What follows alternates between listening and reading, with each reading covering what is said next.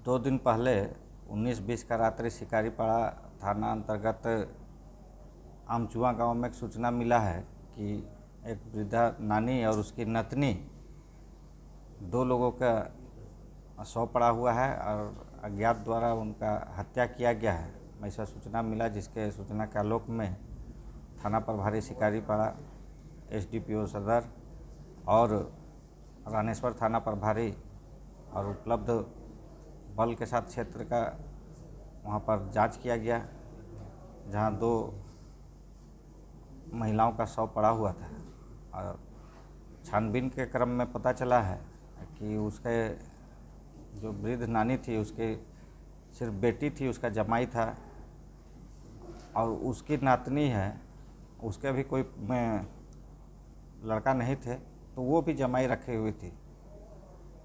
और जमाई के साथ जो उसका नातनी का बराबर झगड़ा झंझट होते रहता था हर एक बात को, चूँकि वो घर जमाई था तो काम करने के लिए बोलते रहती थी, और शराब पीने को लेके भी झगड़ा होता था।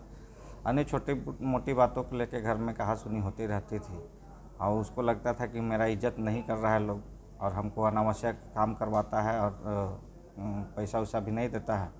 तो छोटा मोटा बात पर लोग का मनमुटाव होते रहता था। अगल बगल लोग भी बोले कि ये लोग काफ़ी लड़ाई करते थे। उसी बिंदु पर हम लोग छानबीन किए तो उसका जमाई जो है, उसका कुछ संदेह लगा, उसका बात पर विरोधाभास हुआ। कड़ाई से पूछताछ करने पर वो अपना गुनाह कबूला कि इसी आक्रोश में उसने अपनी पत्नी को मारा। इसी क्रम में उसकी नानी भी आ गई, क्योंकि उसको मारते हुए देख ली थी, इसलिए भी उसको भी मार दिया।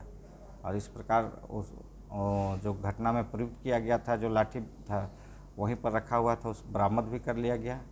साथ ही साथ जो लड़का मारा है, वो उस समय जो कपड़ा पहना था, टी शर्ट, उसमें भी बरामद किया गया। उसमें खून लगा पाया गया है और वो अपना जुर्म स्वीकार किया। इस प्रकार उसका घर नाती दामाद के द्वारा ही नानी और नतनी को मार के हत्या किया गया है। सर, क्या चरित्र पर भी संदेह था? उसकी मायके थी, बराबर कहीं जाती थी। इस बात को भी उसने जिक्र किया है कि बिना बोले कहीं भी चली जाती थी, तो उसको ख़राब लगता था, उसको डाउट लगता था कि मेरे अलावा भी और लोगों से इसका बातचीत होता है, और संदेह करता था ज़रूर उस पर।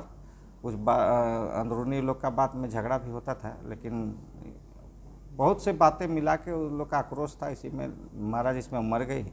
और नानी भी देख ली तो उसको भी मार दिया।